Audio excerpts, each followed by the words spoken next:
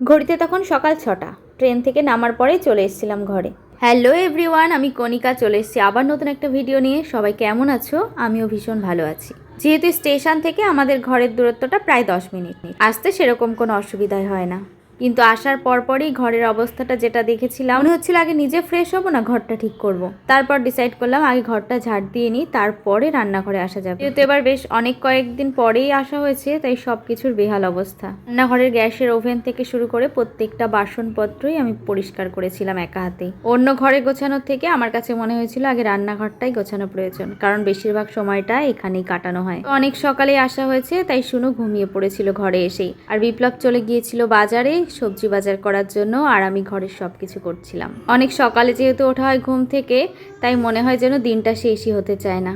দুপুরের খাবার 2:30টার মধ্যে খাওয়া দাওয়া করার পরপরই আমরা সবাই মিলে একসাথে বসেছিলাম। ছাদের গাছগুলো অনেকদিন দেখা হয় না, তাই বিকাল টাইমে একটু ছাদে গিয়ে সব গাছগুলো দেখছিলাম। গাছের লঙ্কাগুলো বড় হয়েছে, সেটা আমাদের দেখার আগেই শুনু একটা একটা করে ছিঁড়তে শুরু করেছে। যেহেতু বর্ষাকাল, তাই প্রত্যেকটা গাছের গোড়ায় অনেক রকম ঘাস জন্মেছে।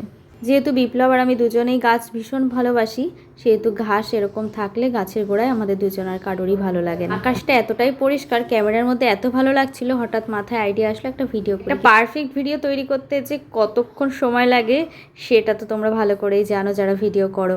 তা লাস্ট পর্যন্ত মনের মতো একটা ক্লিপ হয়েছিল। বৃষ্টি না হলেও কালকে সারাদিন ভীষণ মেঘ ছিল, কিন্তু বিকাল টাইমে ছাদে উঠতেই এত রৌদ্র ছিল যে কিছুক্ষণ সময় থেকে আমরা নিচে চলে এসেছিলাম। এই কাঁকরোলগুলো বাড়ি থেকে আসার সময় মা পাঠিয়েছিল, তার সাথে লেবুও ছিল, আর কিছুটা সবজি সকালবেলায় বিপ্লব এনেছে বাড়ির থেকে। এই যে পাকা কলা, মৌসুমি লেবু, এগুলো সব মাই পাঠিয়েছে শুনুর জন্য। আসলে আমাদের এখানে না এরকম কলাগুলো পাওয়া যায় না, সিঙ্গাপুরি কলাটাই বেশি পাওয়া যায়। বেড কভার চেঞ্জ করা থেকে শুরু করে ঘর ঝাড় দেওয়া, ঘর মোছা, বাসন ধোয়া, এত কিছু করার পরে না উঠতে যখন রাত 8টা, তখন মনে হলো যে রাত্রে আজকে বিরিয়ানি খাবো।